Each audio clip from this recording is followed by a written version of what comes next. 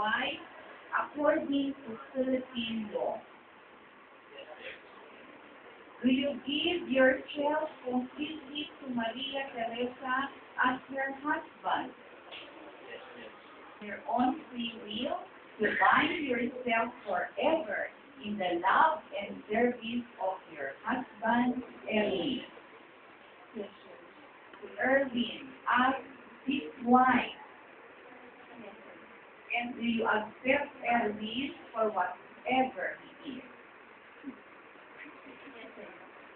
Now that you are ready to enter into marriage with each other and hold each other's hands and kamay at magkakasyan.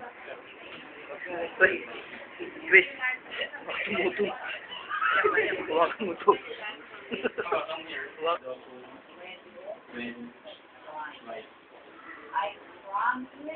I promise to love you forever.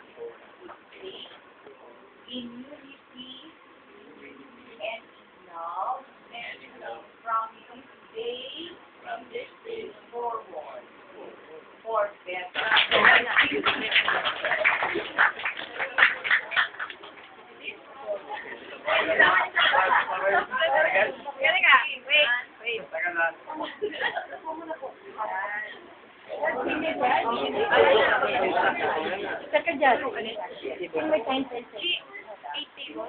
Ano masasabi mo? Iyak ka ba? Iyak ka ba?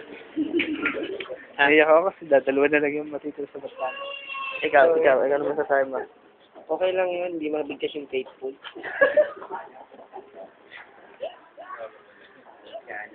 Pre, ikaw.